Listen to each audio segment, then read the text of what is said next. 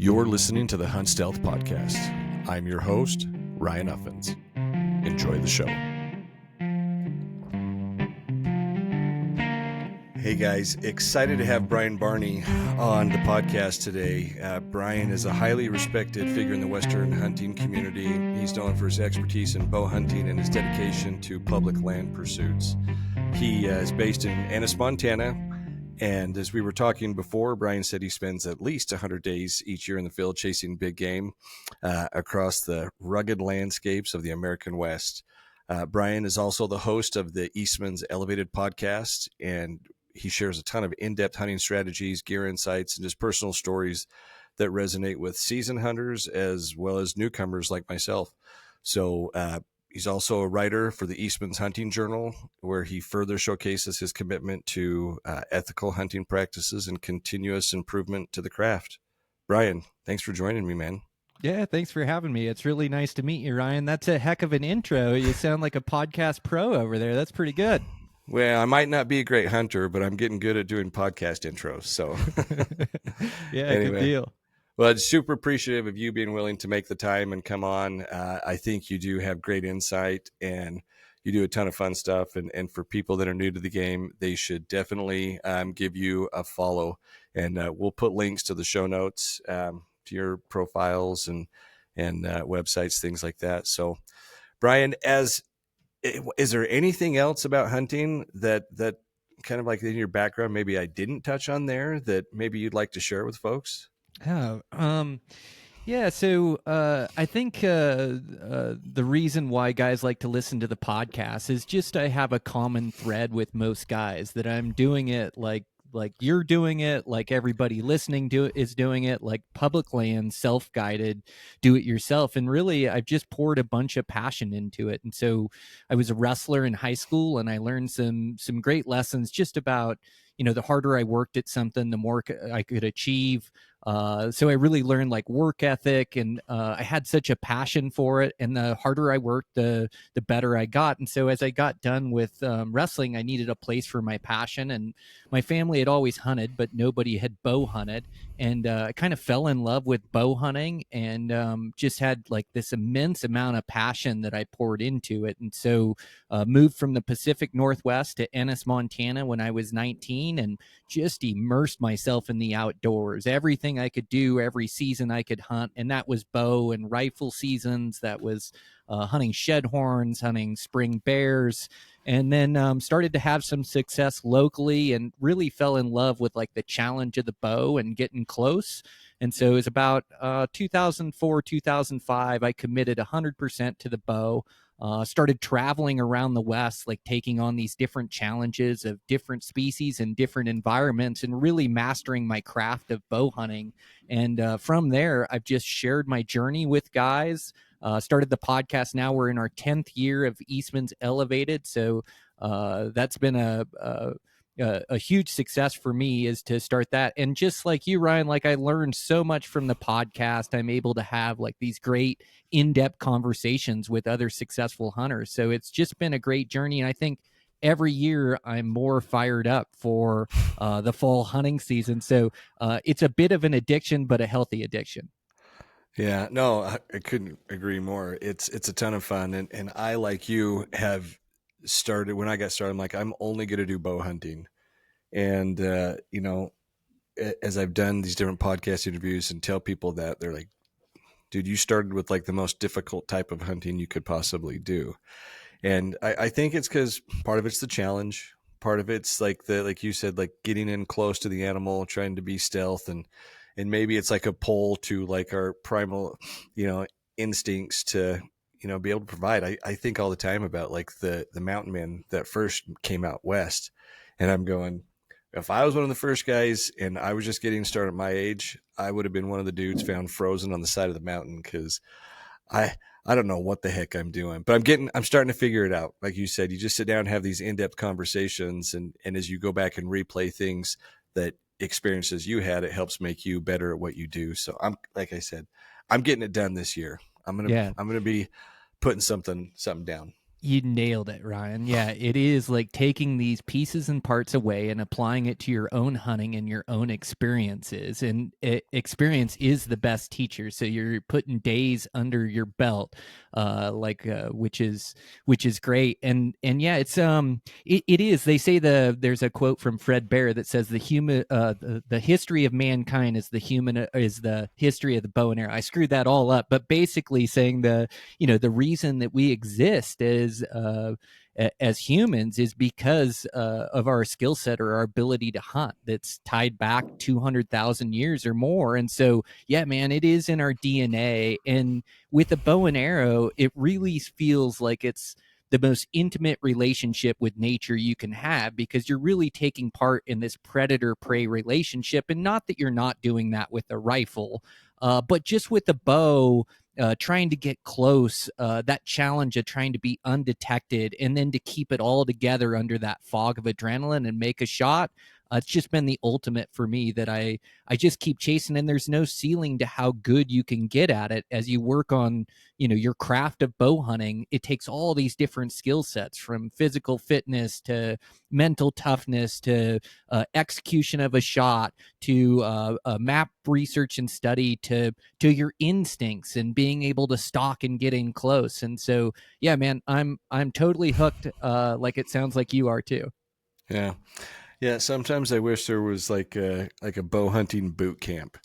Like, I mean, minus like the waterboarding that the SEALs go through, but something like that that could just like take you to a next level. Cause like there's guys that are willing to help you, but they're all trying to do their own pursuit, right? So, I mean, they'll give you advice and give you things, but unless you just get out there, there's really no other way for you to like immerse yourself into, learning how to become a good bow hunter. So, as you had mentioned quotes, there was one that I talked with you kind of before we started recording, and it's you had said winners are made in the off season.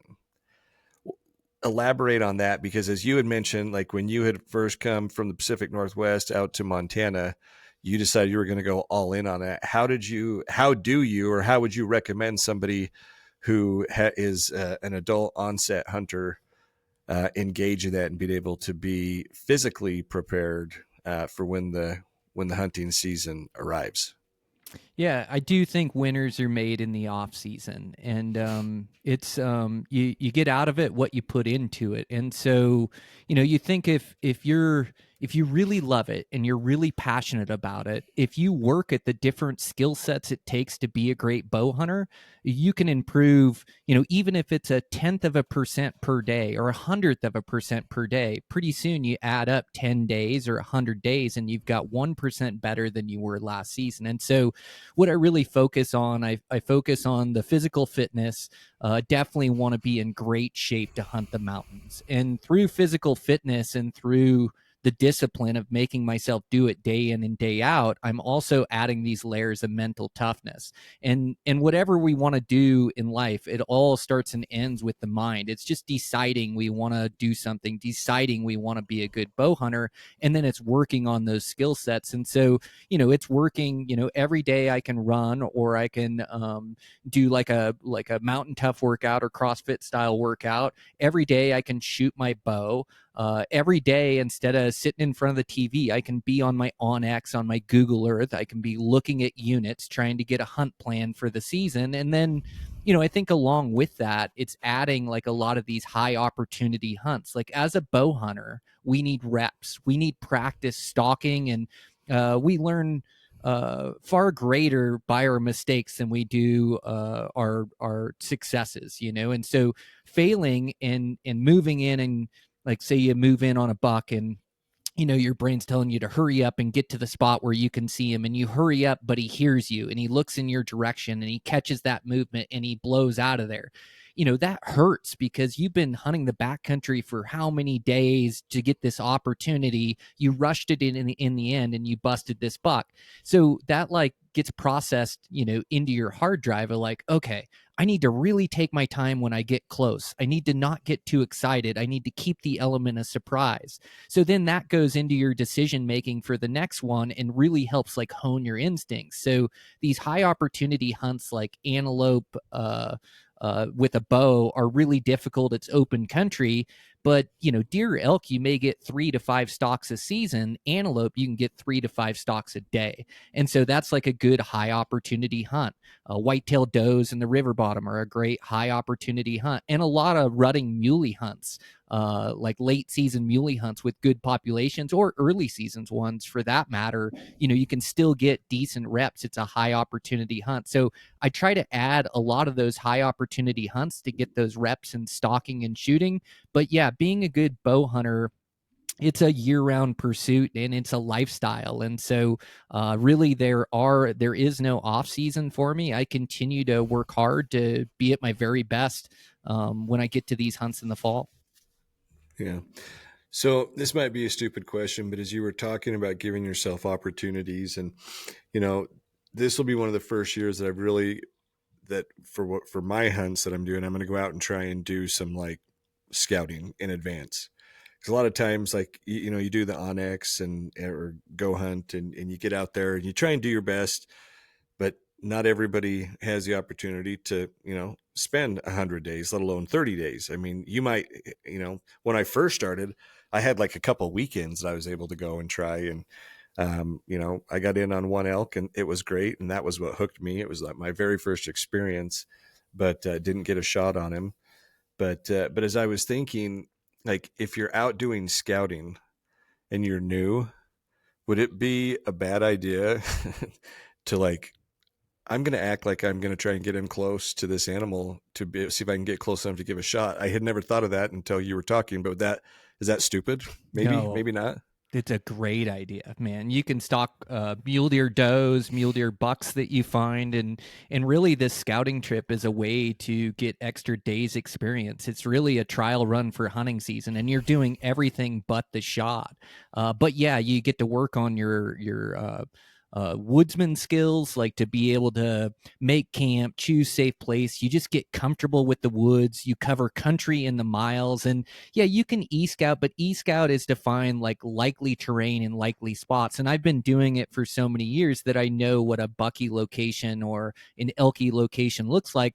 It's still no guarantee there's going to be animals there. And so I find these likely spots, and then I have to go check them during season or during scouting. And so, yeah, I would use the opportunity this summer to do bonsai scouting trips. And that's going to be exactly what I'm doing as well, is yeah, once I've got all my hunts figured out, I'll kind of make a scouting plan, and I'll go for 2 to 3 days, and I'll cover a bunch of miles, and I'll camp along the way, and I'll be glassing up deer, glassing up and locating them. It's really great if you're scouting for early season mule deer, because where you find them in the summer is where they'll be late August, early September when you're hunting them.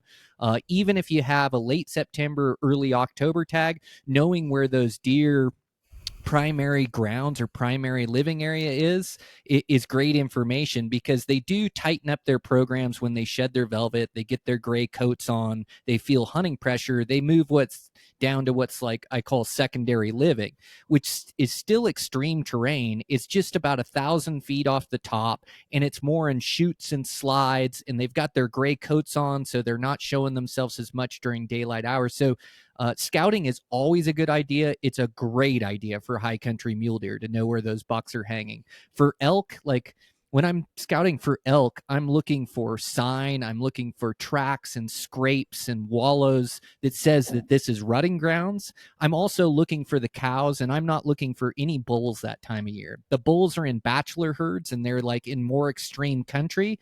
And as soon as the rut kicks off, even the pre-rut, like around the 5th of September, those bulls are going to start to move to those cows to try to breed them, to try to get their harem and break them up. So when I'm scouting elk, I'm scouting sign, but even if you're not finding the exact animals, you're getting familiar with the terrain. Like Onyx and Google Earth seem to shrink the terrain where it always looks like it's smaller than it is. And then you get there and it's huge, and you can only cover a third or a quarter of what you planned on. So it's good to get eyes on country. It's good to go hike through it. It's good to find where the access points are, because even though roads are marked and trailheads are marked, some roads are closed, some roads are open. It's just good to get a feel for the unit, get your boots to ground. So scouting trips are awesome, man. Yeah, I remember going out on my first elk hunt, and I had an area. I was told this is about where it's at. You know, they're not giving me pins, but they're like, you're about in this area. And we're like 3.5 miles in, and I'm like, I mean, not far, but I'm like, this is the area. This on the maps, like we should be there.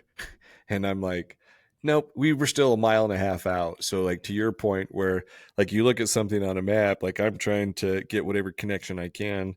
I'm like, I have to be in the right place.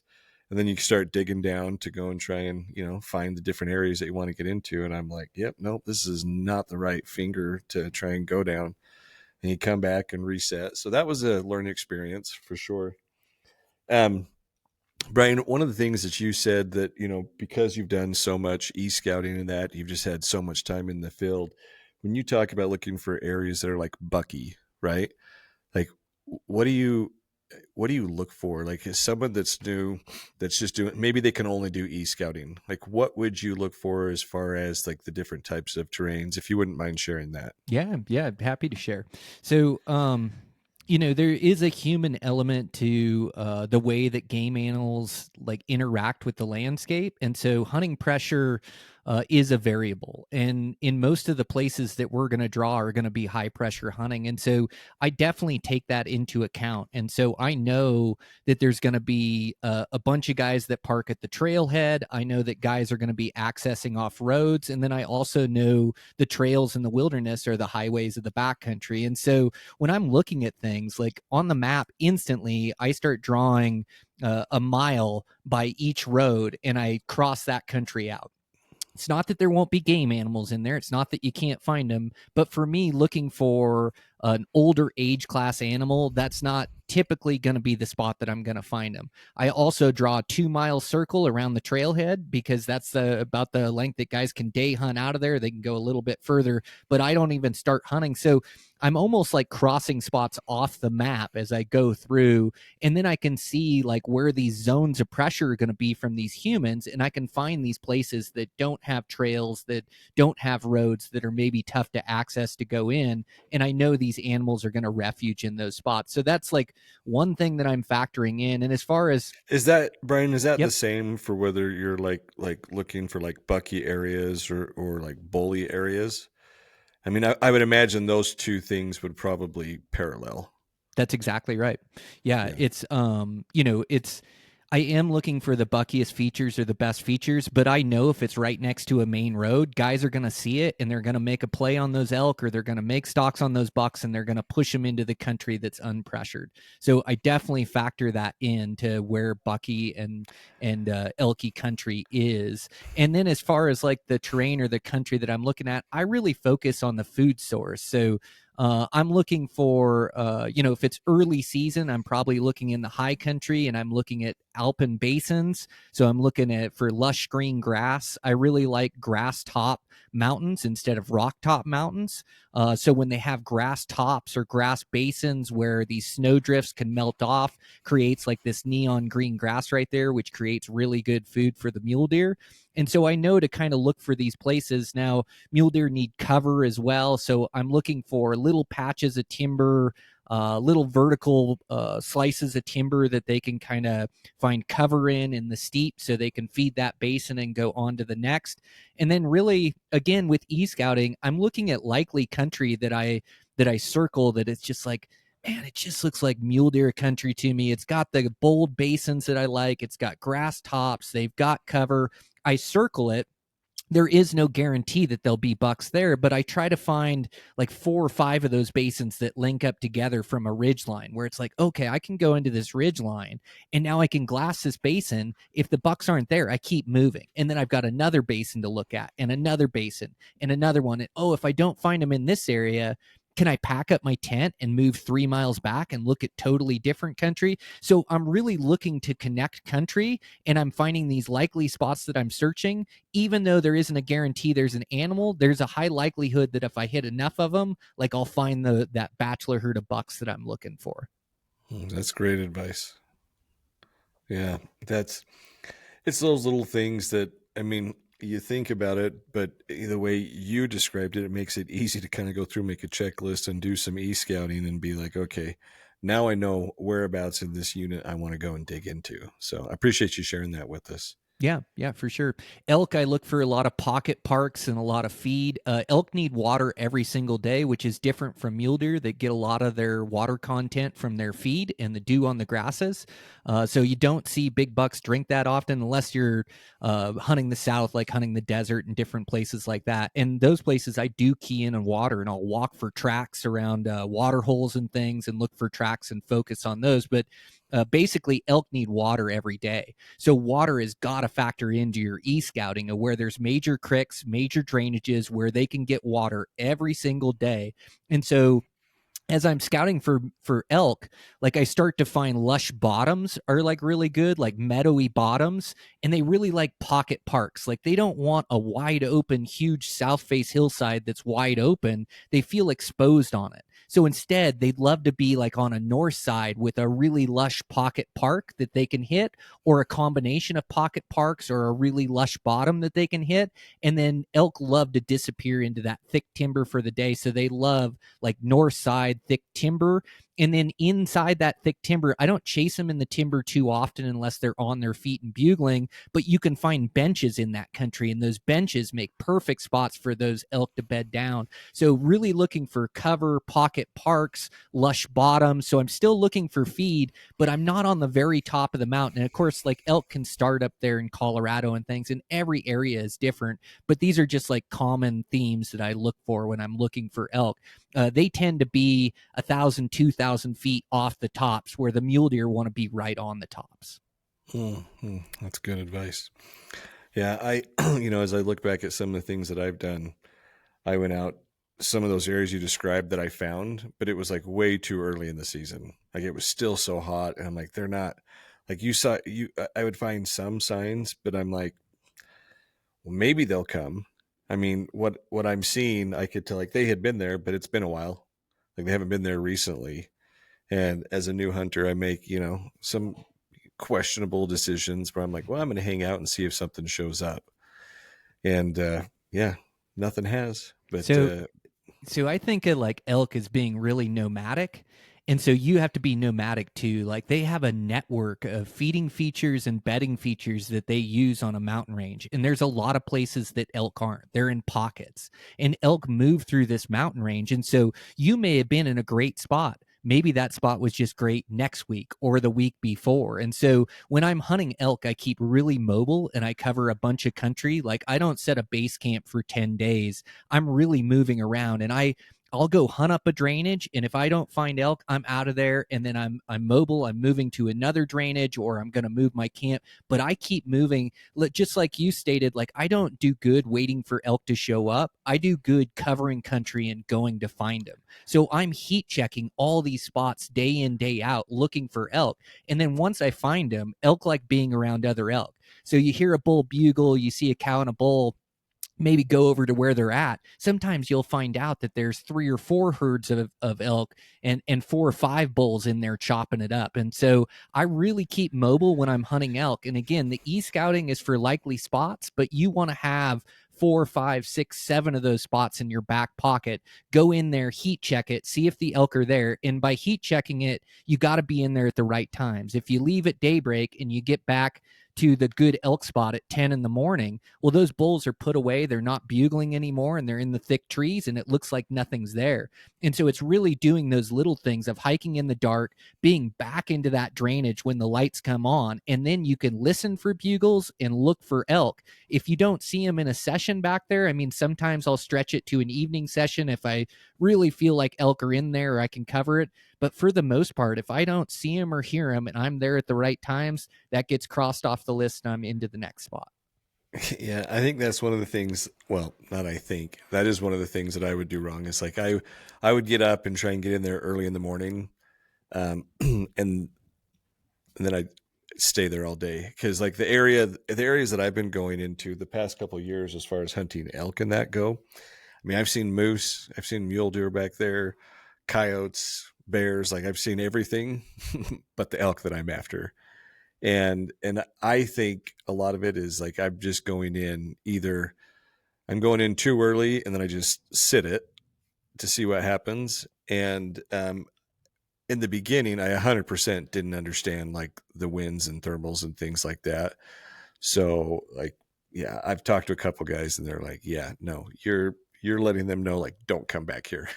Cause I mean, you don't know what you don't know, but that's why you get out there and learn. So I think that's great advice, like to figure out what time you need to go in there. And I've even talked to a couple other guys that they said like, yeah, in the evening, once they start bugling, like if you have the ability, like walk the canyons, and see if you can figure out if you can hear any of them. And then once you do, you can come up with a game plan for the next day to try and like move or get on that slot that has potentially some elk in there. I mean, if you're hearing them up there, they're there. Mm-hmm. The hard part is the area that I'd been. Like the only bugling I had heard were other people trying to bugle, and I'm like, that is not an elk.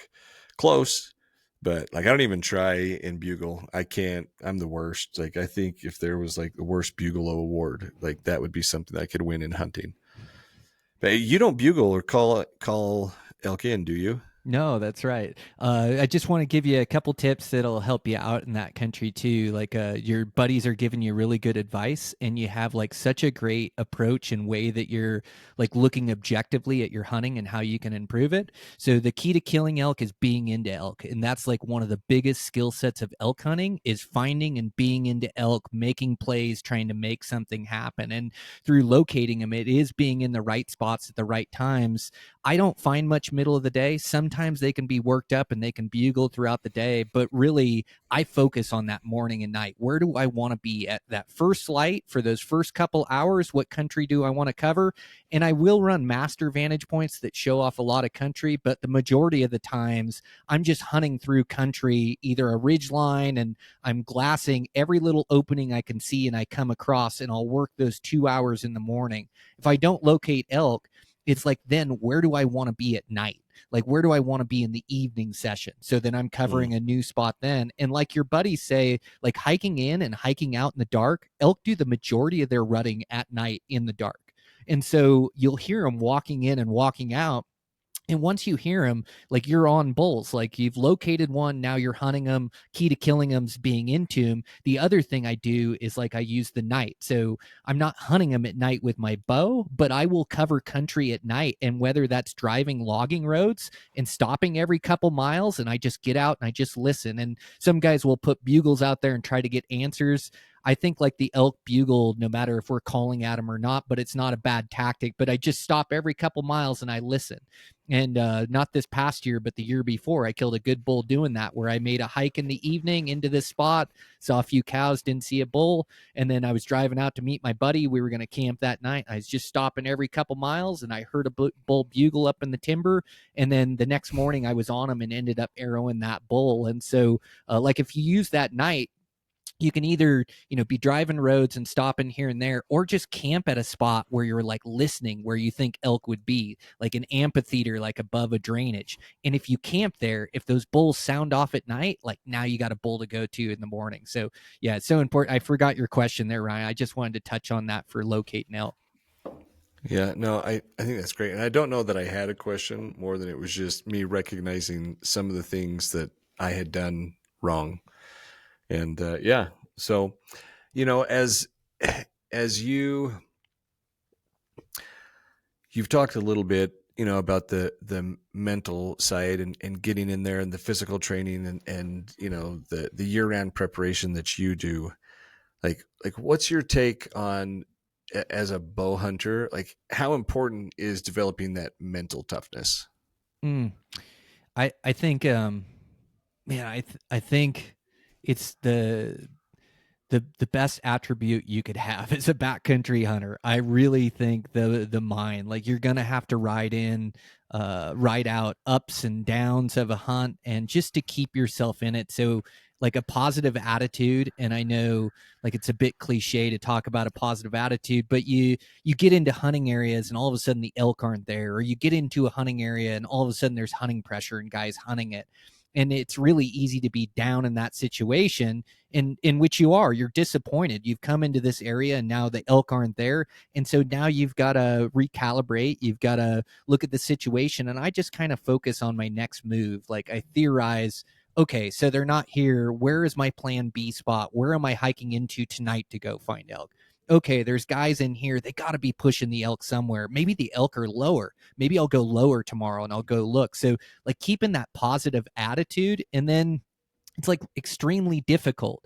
And so, like, it's like a long form endurance, like day after day, putting out that output and putting in that effort, like eventually equals getting into elk and killing a bull.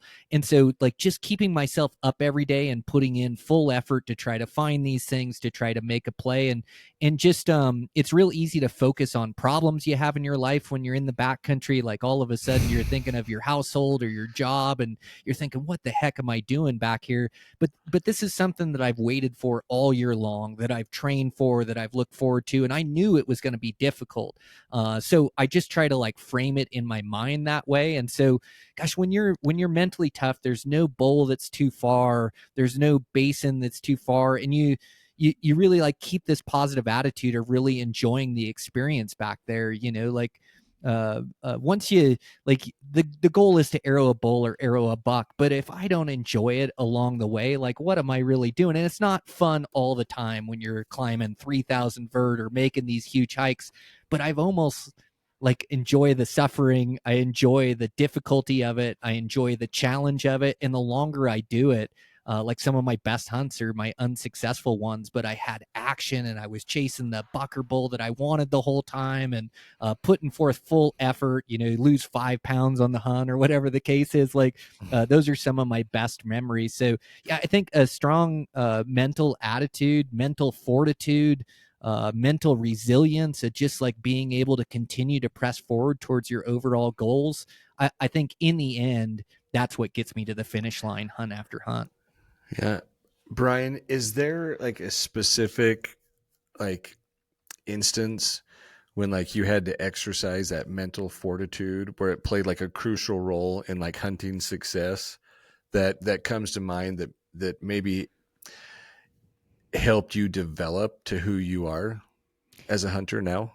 Oh, yeah, that's a good question about, like, helping me develop. I think, I've definitely quit early, and I've gone home, and I go home and I sit there and I think about, what am I doing? I had 10 days to hunt, and here I am on day 5 because I couldn't find a bull, and I'm back at my house. I really want to be back up there. Or having an off season where I didn't give full effort, I didn't fill my tag, and then I have to live with it the whole off season. And so I've really learned to, like, leave it all on the mountain, and then I feel pretty good about it. So an instance of, like, mental toughness, mule deer, like, I love hunting all species with my bow, but that early season mule deer, and that it's like the most extreme environment in the lower 48 that you can go hunt. They live where sheep and goats do, and then their instincts are so keen to stalk within a stone's throw of them. Like, they evolved from thousands of years of avoiding mountain lions, which are way sneakier than I could ever dream of being. And so they are the ultimate challenge for me. And it takes top physical shape, it takes preparation, and then it's like the purest form of bow hunting where I carry everything on my back and I have 10 days. And so last year I had an early season high country hunt. This was all above 12,000 feet in elevation, place I had been before, but of course I want to explore and expand a little bit. But I went in there, actually went in with a cameraman. I was 11 days from doorstep to doorstep from when I left to when I got home. And through those 11 days, did a couple, 2-3 days of scouting, started hunting bucks. I found this great buck, man. He had, like, matching stickers in his front fork, this great big 3x4 frame, like probably like in the 190s is for a mule deer, but just a great high country mule deer buck.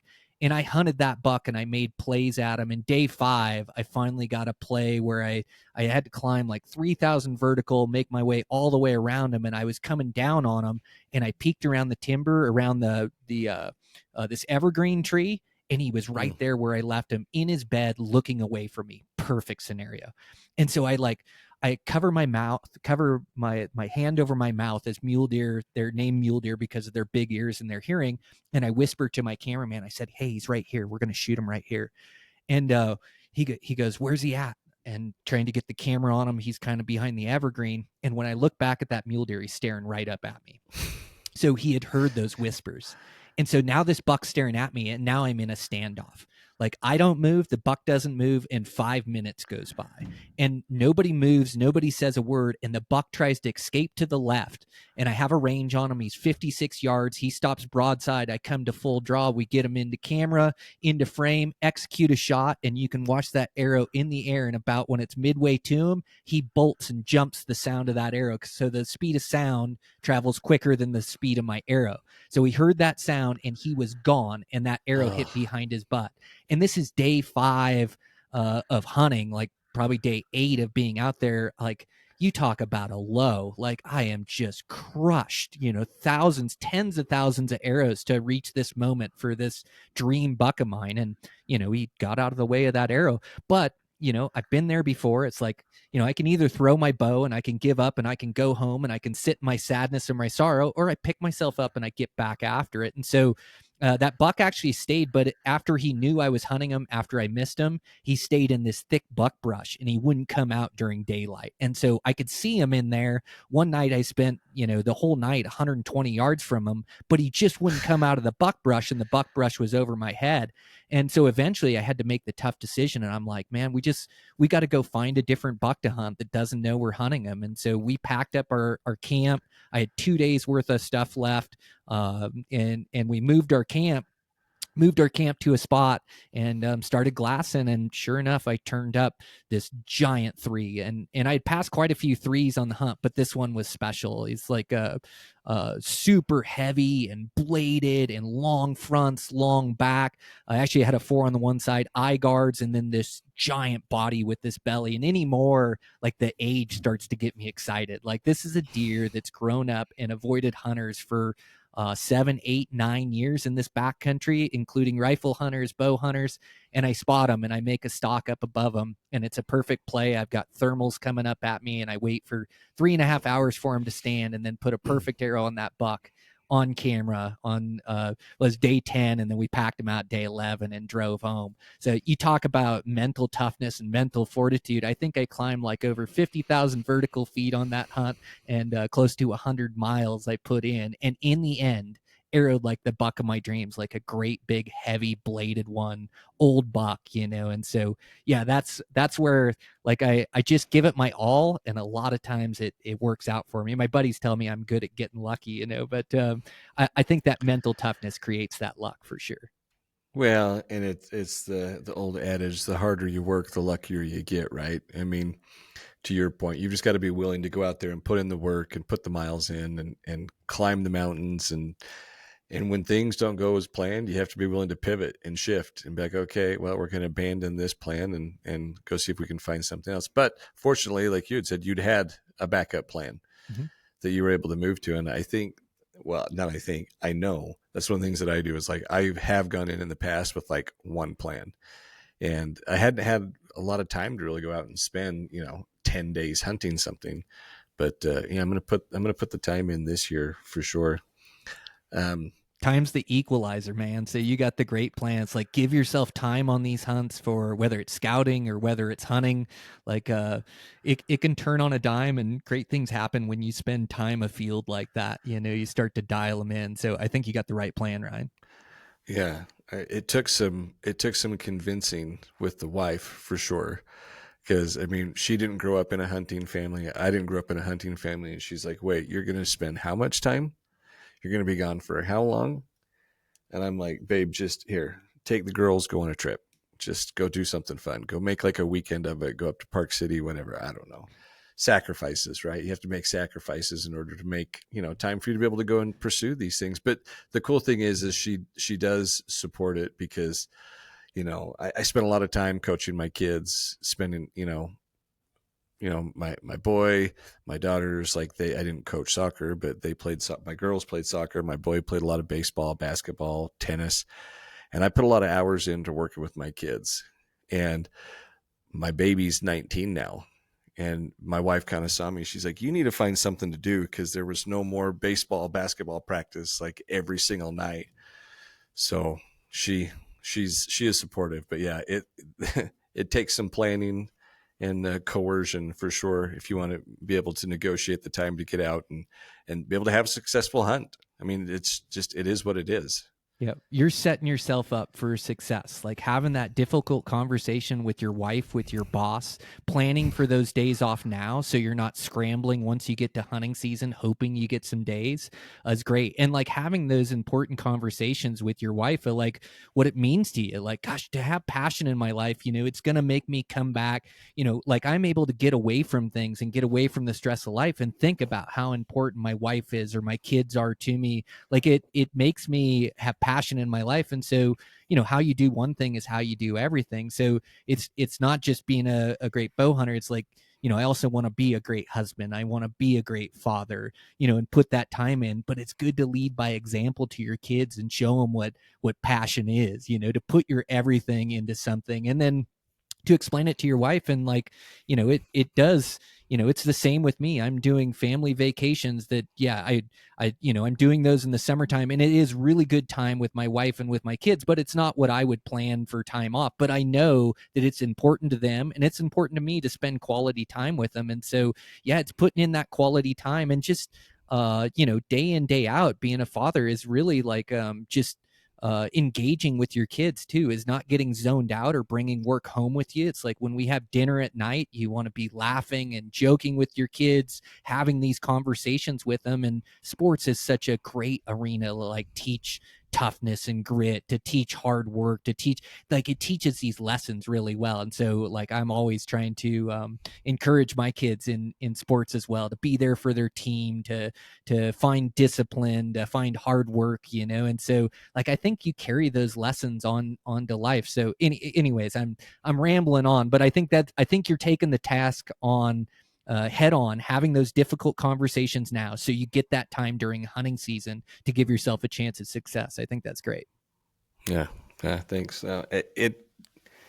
It's definitely easier if they understand the deal and you're hunting when you first start dating and then move on to the engagement and stuff like that. But like you said, it does make you better. Like that's one of the things for me, and I've talked about this in like previous shows, like just shooting my bow.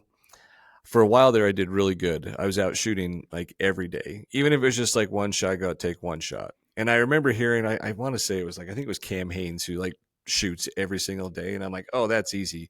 That's not easy, especially like out here, like in Utah, like the winters get freaking cold, man. And like to go set up where I have, get away from the house, set up and shoot, like it's a grind. But I will say, it helps me focus because when you are like at full draw and I'm doing like all sorts of different like shots, like not just like a 20-yard shot, right? Like I'm practicing a 110-yard shot and I'm shooting from a knee and I'm trying to like hold my draw for 2 minutes before I let it go, like real life scenarios that I could potentially face.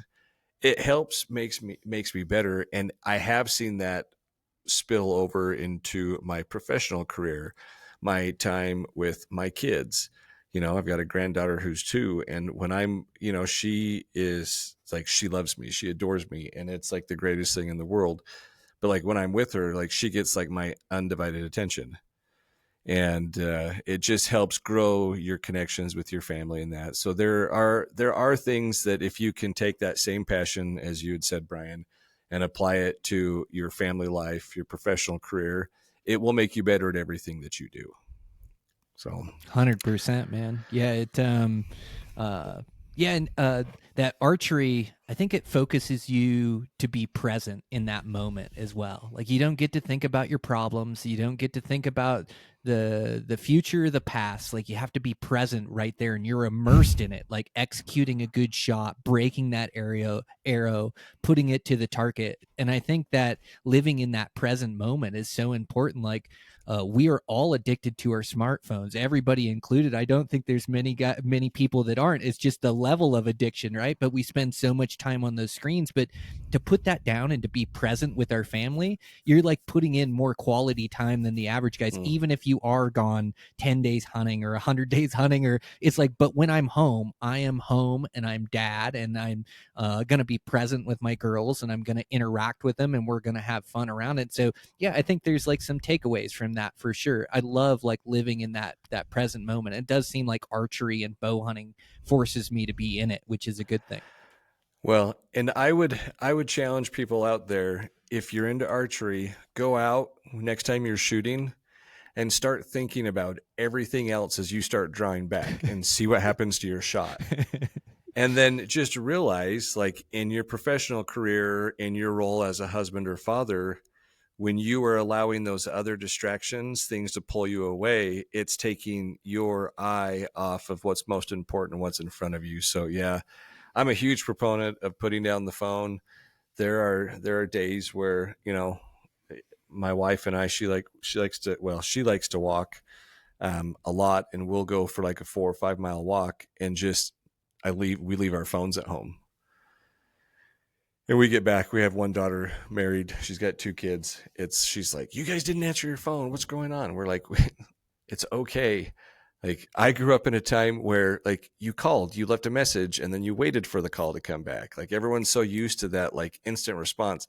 You call, they don't answer. You leave a voicemail, and you don't get a response, and so then you send a follow-up text message regarding the message that you had left and what you were originally calling them about.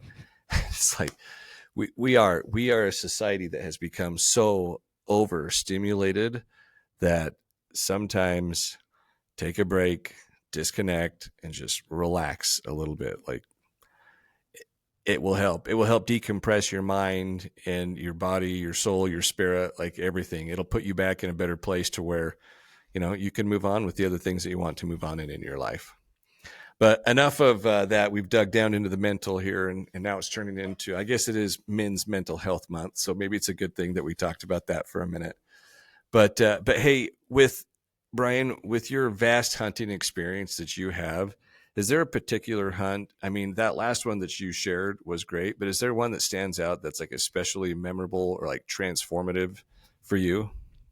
Yeah, I think every season I have these like wild adventures that are life changing. So the ones that come to mind are just from past seasons. So I had that early season one. I killed my best bull to date last year, a 7-7. Also killed another nice 6 point last year. And I would say like I did a late season mule deer hunt. So I had a couple different tags, 2 different states. I hunted over 20 days, and the November rut hunt takes a different kind of toughness. Like the cold takes a different kind of toughness. Like a deep snow, bitter cold, big mountains, and now all of a sudden these miles that I'm so used to doing, I'm having to do in a foot or 2 feet of snow.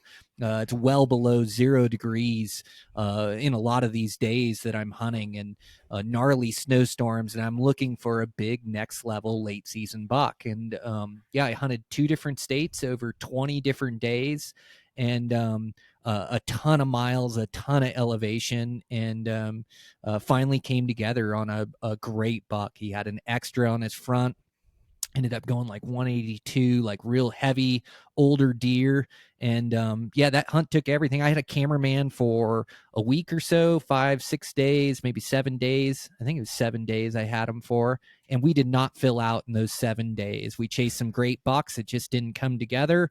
I hunted with my dad for a handful of days, hunted a bunch of weekends and here and there, and then finally made another trip back solo. And I ditched the cameraman, so this one won't be a film. The one I last talked about, that high country buck, it's going to be a film that's already cut and edited, and it's probably one of the best films I've put together. And also that 7-7 that I killed last year is going to make a film as well. And I've seen the edit of that. I'm really happy and proud of that. But that late season buck took everything I had, and finally able to put a perfect arrow into him. And I killed him by myself up on the mountain on I think I was gone for 3 or 4 days that trip, and just meant a heck of a lot to me. And yeah, it changes me. It realizes, you know, like I get these ideas in my head then about shrinking mountains, about being able to have the mountain seem smaller because I am in that kind of shape. Like it doesn't seem as far to me. Like I can grind it out. And so like I have these thoughts to even have a better season than I had last year. And to do that, I know it's not going to come easy, and I know I have to put in the work. So it isn't many days when I get done from one of those hunts that I'm back to training and back to thinking about the next season, which is now this season. And so I've got some huge plans for this season for scouting and for hunting, and really getting back and hunting some really rugged wilderness, rugged places for elk and for mule deer. And so yeah, the training just starts. But man, I've it is really transformed my life over the years, like the different adventures and I've been able to have, and tough hunts, and have it come together in the end or not come together. It really has like made me the man that I am, and I've learned so many lessons from it that it does make me better at everything else. And yeah, it just reiterates that hard work does pay off. I'm just a blue collar guy. Still, I was working construction before I hopped on the podcast with you. I still run the construction company, and then do the outdoor stuff. And yeah, it's just I'm really fortunate. I get to live a really fulfilling, passionate life. But yeah, those hunts last year, it's pretty wild, man. It was like everything I touched turned to gold, which was it's always good to have a season like that. Brian Barney, the Midas Man. That's what we're going to start calling you. That's awesome. That's super cool, man. I appreciate you sharing that. And I think it is cool because, like, this is not my full time gig, like, by any stretch of the imagination. This is just like I'm doing this podcast out of a passion. And for I wished I'd had hunting my entire life. But also conversely, is had I been hunting my entire life, I might not be doing this. And I get to meet so many cool people and hear so many fun stories that just get me like so jacked. Like that story of that early season buck. Like I can't wait for that film to drop now, having heard your experience. Like, I can only imagine what the film's going to be like. So you've got that thing. You've seen the edit on that. Do you have like an ETA? Can I ask when you think that's going to be dropped, like roughly? Yeah, I think it's this summer. So I think it's this month or next. So it'll be within the next 6 weeks, I would say it'll be out. And yeah, it's I started filming these hunts, and it is an added degree of difficulty to be able to arrow an animal on public ground and then get it on camera as well. And it's something that when I first started, I'm like, oh, I do the craziest, wildest adventures. My videos are going to be the best ones out there. And then I get out there and I forget how to talk into that camera or express myself. And then, I get out there or I get home and then I see the shots that help move the story along, because you do have to condense time and you have to tell this story. And so throughout the years of, I don't know how many hunts I've filmed now, but probably close to 20. Through those years, I've gotten better at it. And I just, like when you don't want the camera on is the time to turn it on. So during those lows, like that miss on that buck, or riding out a gnarly lightning storm up in the high country, that it's raining and pouring and lightning flashing all around. When you don't want the camera on is like about the best time to turn it on, and then just really try to express my feelings around it. And so you can see my appreciation for the landscape. And this year in this place was like a 1 in 10 year, because they had got moisture throughout the summer. So it was green everywhere. So it's super lush. It's all above 12,000 feet with just gnarly vertical and great bucks and chasing them around. And then you get to see me about lose my mind trying to get an arrow in one of these things because they're so dang difficult. But then you get to watch me accomplish it, and then watch the thrill and the excitement, and then me share with the camera. Is just like, man, I just want everybody to feel this once, to put your everything into something, whether it's a hunt or whatever it is in life, and then to come out on top. Like that feeling is about as good as it gets, and I'm able to like relive that and then show it to my family, show it to my friends, and now show it to everybody in the entire audience, to be able to look over that film and watch it, and be able to like feel those same feelings that I had. So yeah, man, it's pretty cool. I'm really excited for it. Well, definitely let us know for sure. We'll definitely share it with the folks, have them go check it out. So you said something to me that I hadn't heard before when you were talking about like being in shape and shrinking the mountain. And I want your thoughts, because I know that you're an advocate for public land hunting. And you want everybody able to do that, but like where do you think the balance lies in? I mean, because you're very generous in sharing like your hunting knowledge, and you want to share the information, help everybody become like a better hunter, and have a good experience. But like, where does that come as far as like sustainability? Because you talked, and maybe you already answered it, but you talked about, hey, I find the trailheads, and okay, I circle the 1 mile, and like, hey, I'm not touching there, and then that. But like, how do you? Because there's so many people, hunting had kind of gone by the wayside. It kind of fell out of favor. But now with guys like yourself, and then you've got, Cam Haynes and Joe Rogan and Jocko and all these, big names that have these huge followings are talking about like them getting into hunting. It's pushing, I mean, guys like myself, like into the game. Where do you find the balance between, I mean, is there frustration on your part? And maybe there's not. And anyway, how do you view like sharing those spaces?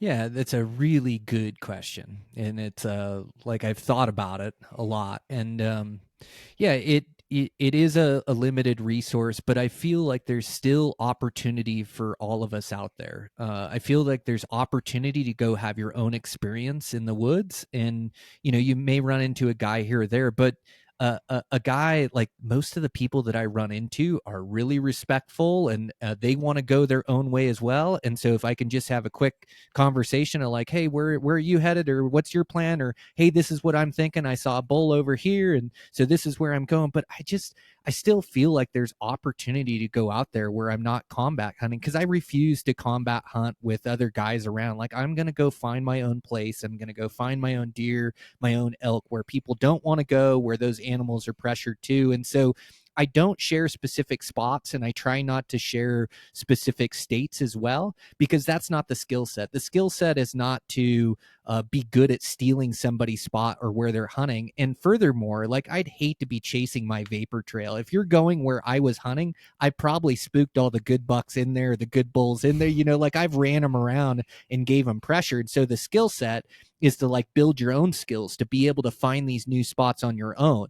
And then as spots change, or as things evolve or adapt, like, you evolve or adapt to the situation. So spots don't stay good forever. You kill some good bucks out of there, you kill some good bulls, maybe the pressure, people find out about it, then you got to go find a new spot. And so, like, where I've came with promoting hunting, and I have made it, like, I've helped like with the writing and podcasting and filming, like I am bringing eyeballs and I'm sharing like what means so much to me. But it's like out there for the guys that want it, and I still feel like it is so extremely difficult that if you don't really want it, if you don't enjoy the process, or if you want success for the wrong reasons, to post on Instagram, or to be somebody, some hero to your buddies, it's just not going to last that long. So the guys that really want to use that information, improve their skill set, and get better, they do. And it just doesn't seem to affect me a whole lot. Like, I'm able to find good spots, the same as I was 15 years ago. I just have to adapt a little bit. And so I do think we need a big voice as hunters, as we're on attack on all fronts. So if we don't have a bunch of people enjoying this endeavor that we all like pretty soon they're just going to push us out, where we're not going to be able to bow hunt or rifle hunt, or they're going to take away our public lands. But we have like this huge group of people and this voice and these different organizations that can organize us to be able to take the fight to when they're trying to take away a bear season, or when they're trying to take away a bow season or a rifle season. So we need to have the numbers to vote to protect what we love to do and to protect our public lands. I just think there's enough for everybody out there. There's still secret spots. I'm still finding new spots every year. Where I killed that 7-7 bull last year, it's the first time I've ever been in there. There was nobody in there. It's in a high pressure unit. There was elk everywhere. I killed that bull, and then I think I saw 5 bulls that day. And then I helped my buddy Dan Heverin. He's my good friend, and he had the same tag as I did. Shared that one with him. He hunted it hard, ended up taking a nice 6-point out of there. And so I still feel like there's opportunity out there. It's just like, it's not about having this magical spot. It's about building your skill set of bow hunting and showing up to the trailhead and being undeniable. And it doesn't happen overnight. It doesn't happen in 1 week, 1 month, even 1 year, even 4 years. Like, it is a lifetime. Like, realize I've been doing it for 25, 30 years of putting everything into bow hunting. And so when I go out there, yeah, I expect to find a great buck and arrow him, or expect to find a great bull. And thus far, I can still go do it. There's still wild places. I can still get away from people. And sometimes I do play the pressure, like you talk about trailheads, about roads. The other things I'll do is I can hunt during the week when everybody, a lot of guys have to hunt during the weekend. Other thing I can do is like, did this on a Nevada hunt a couple years back where everybody shows up for openers and the mountain is just full of guys. And then they start to clear out about day 5. And then the second week of the hunt, there's nobody there and I have the mountains all to myself. So I do have tactics to get away from this hunting pressure, but I just still feel like there's enough out there for all of us guys to go have an experience. Yeah, no, I think that's a great mindset to have. I mean, it's as you, I mean, when you kind of try and put it into perspective, if you have an abundance mindset, like, I mean, we talked about, like, hey, just be positive. Well, if you go into it, like, there's plenty of room, right, on the mountain for people to go out there and do what they want to do, and I can go do what I want to do. And the way you're describing it is, for me, I never go out like on the first couple weeks of the hunt. Well, every time I go out, it's usually like the last week of the hunt. And I'm like, well, that's just the way the schedules work that I've been able to get out, and I don't get a ton of time out there. But it sounds like it's almost like the gym on January 1st, right? Opening season comes, everybody's there. Within a couple weeks, it starts to kind of thin out. And if it's something that you're passionate about, you just stay out there or plan around that and keep grinding and give yourself the opportunity. So I think that's a good mindset to have. Just abundance, share the love, get people on the same page, because we are going to need hunters to coordinate together to be able to continue to fight, to have the rights to be able to go out and hunt on public lands.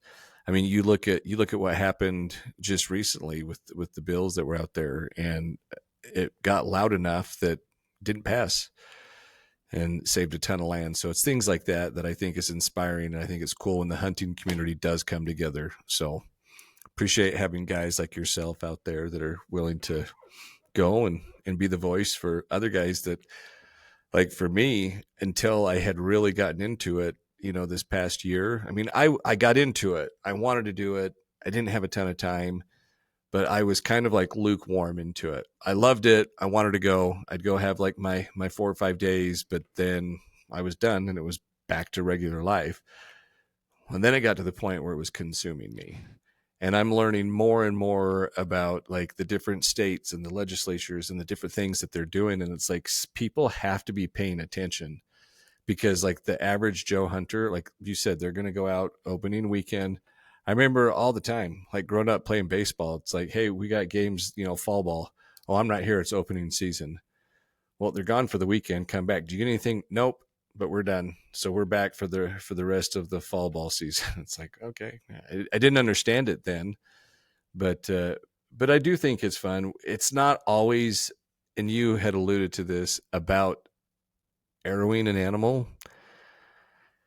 You get to go out and spend time with family. I mean, like I said, the kids that were saying they're going out with their dad and their grandpa and their uncles, and I didn't have it, but man, I played a lot of baseball growing up. I mean, I loved it, and it's just different for everybody. So I think it's good just to have a mindset like, hey, help everybody. You don't necessarily have to, drop your pinpoints to people, but encourage people to get out there and give them some advice when they're on the side of the mountain that they can try and have success or give themselves a chance to have success. So as I've rambled on there, Brian, I have kind of, just as we wrap up, I wanted to pick your brain just on gear a little bit. Is there anything in your hunting gear list that might be new, or like some recent innovation that maybe won't make you a better hunter, but you're like, man, it's nice to have that? Just give you a little creature comforts out there on the side of the mountain. Yeah, definitely. I've got my kit pretty well dialed. I'm a minimalist. It seems like the weight on your back is the equalizer, as well as elevation, and even my day pack. Like, right now hunting bears, I'm hunting in grizzly country. And so I've made a rule that I carry my pistol whenever I'm hunting bears or whenever I'm hunting grizzly country. Like arrowing even a black bear or a big one, it's different than shooting a deer and elk. Like they roar like a lion, they can get aggressive. And so, anyways, I carry my pistol, but my day pack's 21 pounds, which is ridiculous. I don't even have anything in there. My rain jacket, my puffy jacket. I've got my kill kit and a headlamp, and then I do have my scope for hunting bears. I'm looking for a big mature boar, and I want to make sure that it's not a sow. I want to get a good look at them. So I do have my scope, my tripod, my pistol. But yeah, 21 pounds. So my backpack kit, like even for 9 or 10 days, like I can have that thing down around 42, 44 pounds, depending on how much water I have to bring in. Now, things that really change, like everything is really important to me in the backcountry, but I'd say like my clothing kit like is really dialed to be able to ride out any gnarly weather. I'd say like there used to be some items like the hooded shirt like was a game changer for me, is like to have a sun shirt on a high country mule deer hunt, because that sun is so intense at 10,000, 11,000, 12,000 feet. So to be able to cover my ears, to be able to cover my face a little bit, that was a game changer. But good breathable clothing during those hot weather hunts. So I'd say clothing's like a big part of it. I'm a minimalist, so I use a bivy tent, which is like a combination between a bivy sack and a tent. Basically, it's a single wall design, sets up with a trekking pole. Mine has a bathtub floor in it, but it weighs 1.5 pounds. And I've just got all this entire kit and this entire system where it just works, and I just have exactly what I need. One of the game changers for me are those image stabilizing binos from Sig Sauer. They're the only company doing it. And it's pretty wild, like what an advantage it gives me. I've probably been using them the last 5 years. They're on their generation 3 of these image stabilizing binos, but it's basically like glassing from a tripod everywhere you go. It doesn't matter. You come over a windy ridge and the wind's blowing, and it's just rock solid. And if you look through these optics, like you look through them and you don't flip the switch for the image stabilization, and you just see this slight shake all the time that you're kind of glassing through, and then you flip that switch and it's just rock solid, really steady. And I feel like that gives me a major advantage. I've switched all my buddies to using them. Like they just build a great set of binos. So I'd say that's probably like the biggest revolution that's hit the hunting industry in the last 10 years are those image stabilizing binos. Those things are crazy. I really like those. So I think that gives me an advantage. So yeah, I don't know about that one item you're talking about that makes my life easier. It's kind of like all of them are really important to me. Like every piece like plays a integral role in, like into my backcountry hunting. Well, I could see how having like those image stabilizing binos could be a game changer. Um, yeah, I could see that. And you said that Sig Sauer makes those, Yeah, right? Sig Sauer makes them. They're, I think my favorite pair for around the chest are the set of 12x42 Generation 2s. Those ones are sweet. Sometimes I'll run like the 16x50s, the Generation 3s in my pack, but I think the best overall all around bino, that 12x42 is a great set for Western hunting. Yeah, Sig Sauer makes them, the only company doing them. Like once you look through them, it's tough to look through anything else. And I had Swarovski, I had Zeiss, and Sig Sauer has really put their high-end HDX glass in these binos, so it's good glass in there. And then the image stabilization, you just turn up so many more critters. And like I say, me and all my buddies have been using them probably the last 5 years, and we just spot more animals with them with that stationary glass. So yeah, that's like one of the biggest game changers, I think. Hmm. Oh, that's great advice. I have to definitely check those out. Um, so as somebody who has their gear list completely dialed in, what is one thing that you think is like completely overrated that people could do without? That's a really good question. It's not often I get stumped like that. One thing that they could do without. Gosh, it Or just. maybe that's just like overrated. I don't know. Yeah, no, it's a great question, and it's wild. It stumped me.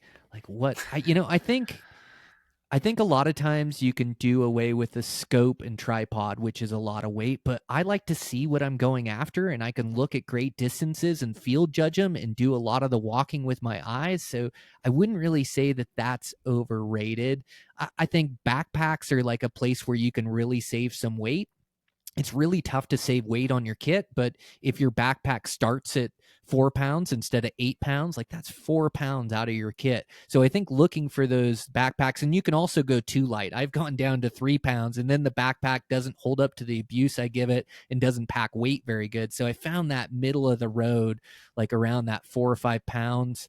I really like, I think one of my advantages hunting mule deer is the mule deer don't need water, and I don't need much water to survive. I can survive off to about 50 ounces a day, but just having the capacity to be able to carry that much water, because a lot of guys, they carry a 32-ounce Nalgene, it's full, they make it to the top of the mountain, and then as soon as they make it up there, they have to turn around and go down and fill at water, camp next to water, where I can pack 160 ounces of water. I can do 3 days living on the top of the mountain up there without any water around. So that's like one of the advantages I think I gain. I think it's just like you can't, like, it's not about the gear, it's about the hunter. So when I was real young, I picked out, it was like back in the day, this is going to date me a bit, but in the Cabela's magazine, you could flip through it and they'd send you this catalog every year. And I picked through all this gear that would make me better in the mountains. And then I went out and I spent $1,500 or $2,000. And this is when I was young, when inflation hasn't hit, but I spent just a ton of money on this gear. And then I didn't have the money to put gas in my truck or the time to take off work to actually go hunting. It didn't make me more successful at all. And so I think look through your kit and you find that one or two pieces of gear that you can upgrade a year, and you upgrade those pieces. But really it like comes down to grit and toughness and like making it through the mountains, and sharpening your skills as a woodsman too, like knowing how to build those fires when it gets super wet, knowing that you can trust your shelter, trust your clothing, because you've got your puffy jacket, your puffy pants, you've got your rain jacket. I usually don't pack rain pants because they're really constricted. I'll pack like gaiters in there, and then like just having this gear that I can trust, that I know will keep me safe out there, I think makes a big difference. So just dialing in your kit, upgrade 1 to 2 things a year, and then spend your money on gas and time in the field. I think that's great advice. I really appreciate that insight. And I've had a couple other people that I've talked to. They're like, "Yeah, if you've got some extra money, spend it on gas. Get out there, do the scouting beforehand if you can, different things like that." But last question that I have for you, Brian, is you've spent a lifetime in wild places, chasing wild animals. When it's all said and done, what legacy do you hope to leave the hunting world? Gosh, another great question. Yeah, I think I'm so proud of my reputation that I've built in the hunting industry, and this reputation of hard work and dedication to the craft. And I think in the end, I'm not too worried about what my legacy or what I leave behind or what people think of me. Like, I'm really proud of my reputation, and when faced with right and wrong decisions, I always try to take the right decision or that road. And there's a lot of gray areas, but I always try to be on the right side. I try to be like a really good hunting partner to my buddies, as I want them to be as successful as I am, like giving plays, giving stocks, like just being generous with locations, as well as like, hey, try this spot out, to my good friends. Or so I think for me, like I want to be a good human being. I want to be a good friend to my hunting buddies, and really I just want to enjoy life to the fullest. Like I want to continue to do these big wild adventures in places, and continue to like get the most out of myself, physically and mentally, and also get the most out of these units with like challenging myself with really like these mind-blowing critters that I believe is possible. Like, I think the bucks of our dreams, the ones that are wide kickers and stickers, inlines, like those bucks are out there. The bulls that we dream about, like the 7.7 I killed last year, those bulls are out there. It's just whether or not, like I'm willing to put in the work or the sacrifice to get there and continue to get there, and then adapt as things change, as we're in the information day and age. And so as far as legacy left behind, I want to be honest with guys. I want to share my experience. I want to continue to have this reputation of hard work and grit and determination. So, like, those characteristics I admire, and so I want those in myself.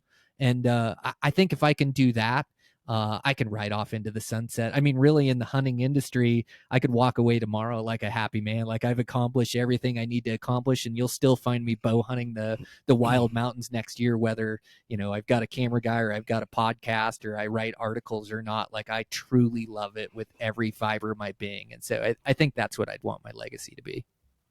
Awesome, man. I think that's great. And I think that, like you said, there's something to be said about just being a good human. So I think you're checking that box too. You're checking all of them, man. You could ride off into the sunset right now, but don't do that. Stay hungry, stay out there. Brian, really, really appreciate your time. You guys, I hope that you've enjoyed this podcast. If you have, I hope that you will share it with a friend or somebody else who just has a passion for hunting. Make sure and go give Brian a follow on Instagram. It's Brian_Barney. And then check out his podcast as well, Eastmans Elevated. And again, you are listening to the Hunt Stealth podcast, the fastest growing podcast in the hunting industry, maybe second next to Brian's. But anyway, you guys, I really appreciate you guys listening. Give us a like, share it with a friend or loved one. And yeah, if there's something in there that you've liked, or if there's something that you'd like us to talk about in the future, hit us, in the DM on Instagram, and definitely make sure to give us a follow. So everyone, stay safe and God bless.